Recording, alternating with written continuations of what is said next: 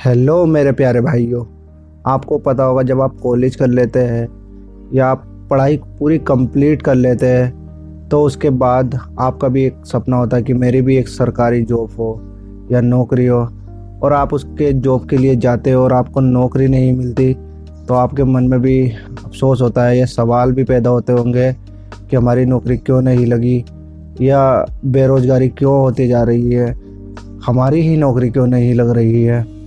तो बहुत से सवाल आते हैं। तो बेरोज़गारी से रिलेटेड आज मैं आपके सारे सवालों का जवाब 3 कारणों में बताना चाहूँगा। जो 3 ऐसे कारण है हमारी टीम ने पता लगाए हैं, तो उन तीनों कारणों को मैं आपको अच्छे से समझाऊंगा किन कारणों से बेरोज़गारी होती जा रही है, और इन कारणों पर अगर ध्यान दिया जाए या इन्हें रोक दिया जाए तो बेरोज़गारी कम हो सकती है और हमें रोज़गार भी मिल सकते हैं। बहुत ज़्यादा रोज़गार के रास्ते खुल जाएंगे। तो प्लीज़ वीडियो को एंड तक देखना ताकि आपके समझ में अच्छे से आ जाए।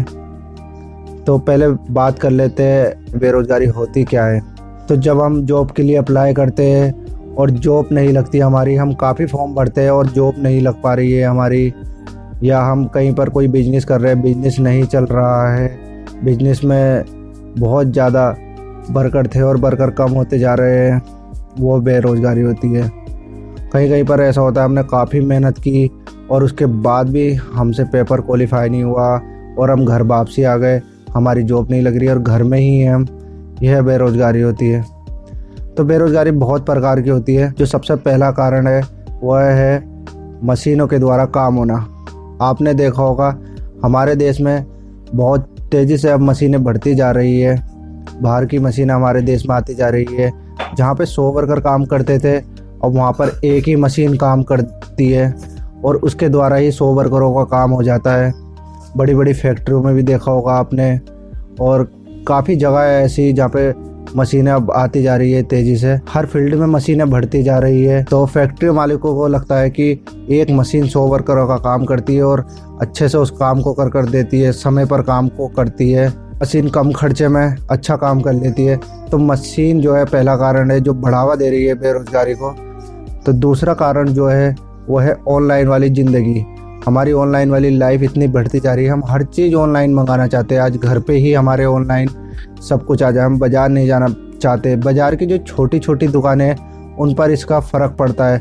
जो छोटे छोटे व्यापारी है, जहाँ पर हम पहले कभी सामान लेने जाते थे तो बाज़ार में भी बहुत ज़्यादा दुकानों पर भीड़ रहती थी, सभी के बिजनेस अच्छे चलते थे। अब क्या होता है हम हर चीज़ ऑनलाइन परचेज कर लेते हैं और हमारे घर पर ही आ जाती है। ऑनलाइन पढ़ाई की चीज़ें भी हम घर पर ही देख लेते हैं। उसमें वर्कर भी काम करते थे बिजनेस वगैरह में, तो वो भी कम होते जा रहे हैं। जहाँ पे 10 वर्कर काम करते थे और वहाँ पे 2 वर्कर ही काम करते, तो आपने देखा होगा ऑनलाइन से काफ़ी फ़र्क पड़ गया है। अगर इस पर भी ध्यान दिया जाए तो बेरोज़गारी को कम किया जा सकता है। अब जो तीसरा कारण है वह है बढ़ती हुई जनसंख्या। अब आप सोच रहे होंगे जनसंख्या बढ़ने से बेरोज़गारी का क्या लेना देना। तो जो जनसंख्या हमारी बढ़ती जा रही है उसमें क्या होता है, जब हम कॉलेज कर लेते हैं तो उसके बाद हम फॉर्म भरने के लिए जाते हैं जॉब के लिए।